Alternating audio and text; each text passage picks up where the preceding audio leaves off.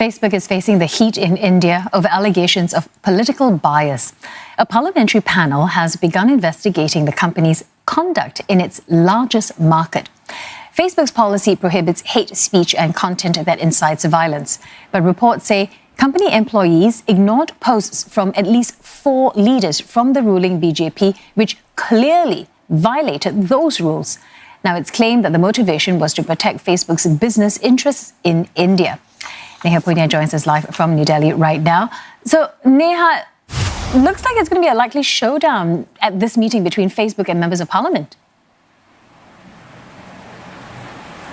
Absolutely, Glenda. It's a bipartisan panel which has representation both from the ruling BJP party as well as India's main opposition party, the Congress. But it's the Congress party that's actually summoned Facebook's executives in India, asking them to explain allegations that suggest that the tech giant looked the other way when inflammatory posts and disinformation was posted by leaders associated with the ruling BJP over concerns that it might impact their business interests in India. But at the same time, India's IT minister has also leveled charges against Facebook, accusing it of allowing various people to run posts that are critical of Prime Minister Modi, saying that these are vested interests that are criticizing India and tarnishing its democratic principles. So in that sense, Facebook is caught between a rock and a hard place. It's going to have to explain what its policies are very clearly in terms of dealing with disinformation as well as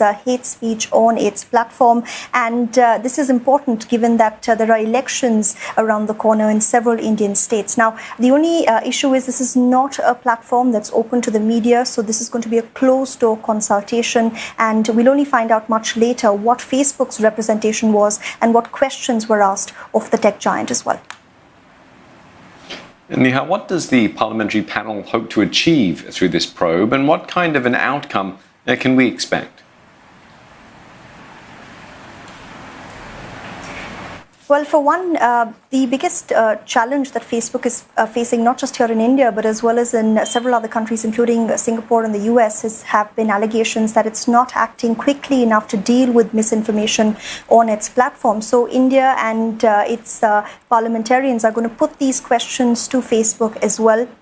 The idea is going to be to get some sort of clarity on what Facebook's internal policies are, what level of transparency it can offer to the Indian government and its representatives. And like I said, this is important because there are several allegations that are doing the rounds, not just right now, like those were revealed in the Wall Street Journal report, but several media reports here in India have said that even before the 2019 elections, which Prime Minister Modi won by a massive margin, Facebook allegedly took down several pages that were critical of Prime Minister Modi's party when these pages were flagged off by the ruling BJP. So these are questions that Facebook's representatives will have to answer. And it's also important from a business perspective because whatever Facebook says in this parliamentary hearing is also going to be important. It might determine its future in its largest market. Earlier this year, Facebook invested about $6 billion in Reliance Jio.